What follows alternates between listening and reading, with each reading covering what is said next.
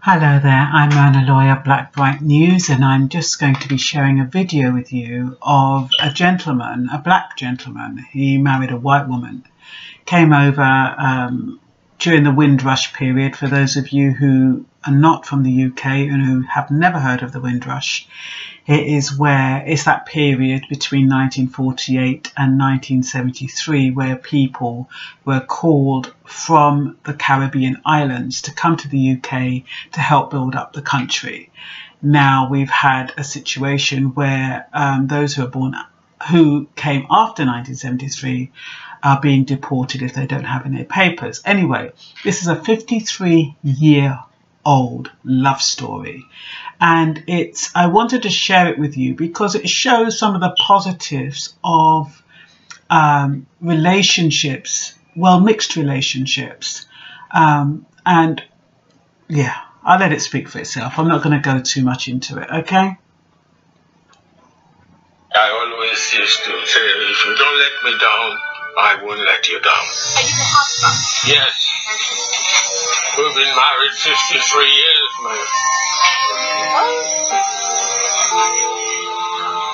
I met Doreen when I arrived the Friday, the 28th of February 1956.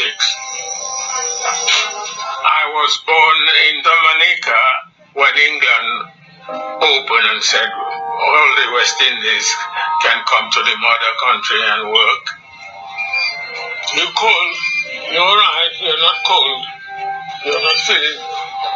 She was a very good-looking girl and she had lovely wavy hair. She was like a model. Oh, I think the very first week I saw her, I knew I was in love with her. Careful, careful, love, careful. Oh, your son will be better. She never tell her parents anything because black men was not the sort of thing that young ladies take home in those days in a hurry. We used to go at the Grosvenor Gardens, lie on the grass there, and people used to watch us and say, look, look, look, look, they're holding hands, and look, look, he kissing her, you know. After 6 months, she finds she was expecting. She said she's pregnant. And how did her family react? Very badly. The big sister did tell her, well, you could give the child away and pretend nothing happened. So when she eventually told her mom, it was chaos. Chaos. After the child was born, the mom made up her mind that there's nothing she can do about it. We was not going to split. The one thing that was very difficult with us, nobody wanted to look after a mixed child. So Doreen never worked. He had to look after our children. It was a hard time because in those days people used to say, no blacks, no Irish, no dogs. Whenever there was a school occasion, Mum and Dad would be the only mixed-race couple there. Everyone else was white because Streatham was very Anglo-Saxon back in the day. I remember one time we wanted to go on one of those boats that cruise up and down the Thames. And I think there was a bit of a scene. And I think Dad got into a row because I think the captain of the boat wasn't too happy, or because they were a mixed race couple. And maybe 1 or 2 people complained. And eventually they asked Dad to leave. My dad wasn't part of any nonsense. I think he just told the bloke, stuff your boat and we'll go somewhere else. People would get very uptight and make snide remarks, but Mum would never let us see that she was upset. They went through good times, bad times, but they always stuck together, and they were happy together. 10 years ago, and they found a murmur on her heart, so they decided she'd have to have an operation. After the operation, she was never the same.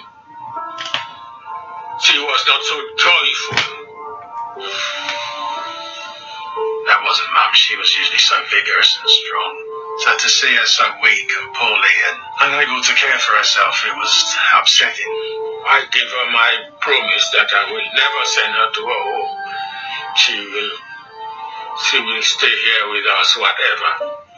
It was amazing to see them together because Mum started calling Dad Andy.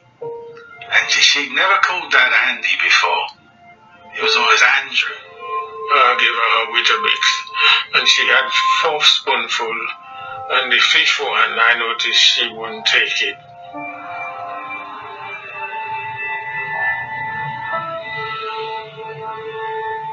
And she opened both eyes and looked at me and closed them, and she was gone. And she is gone. I hold her hands. Then I called Chris. I said, Mom is gone. You know, that was that.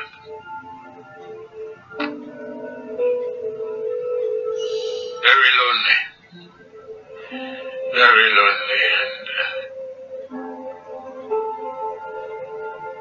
that's how it goes. She's gone. To have a marriage that lasts 60 years, I think most people can only dream of having that kind of relationship.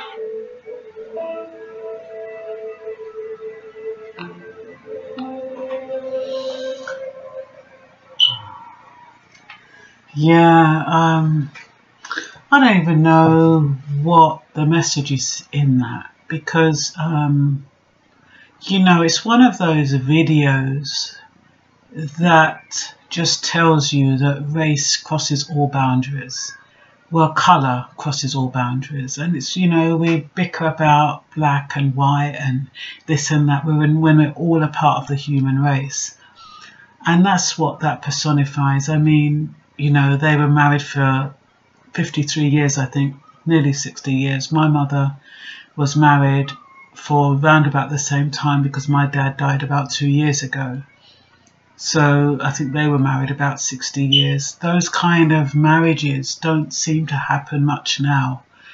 And when you see that love just crosses all borders and all problems, and, you know, I think what's happened is when we look at relationships today, we just believe that if something's not right, it's not worth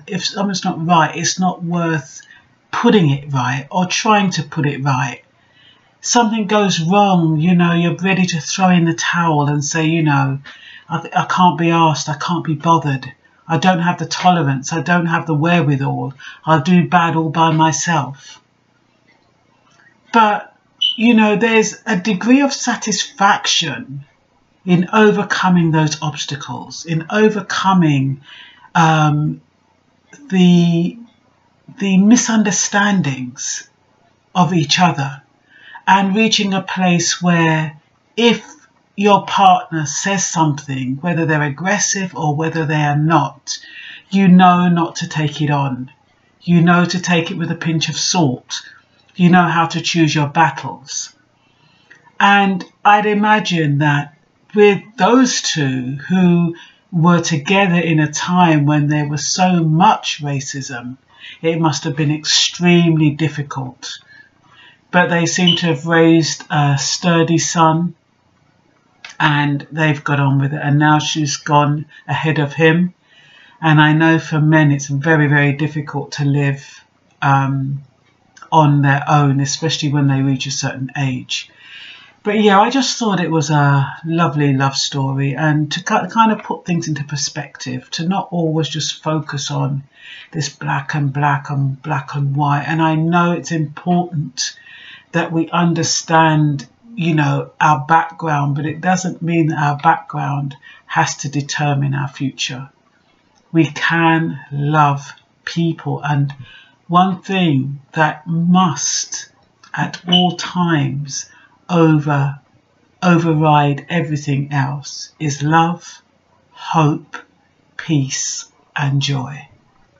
Once you have those things, you know, you more or less have, well, life ain't perfect, is it? But it's almost perfect. But that's all for now. Bye-bye.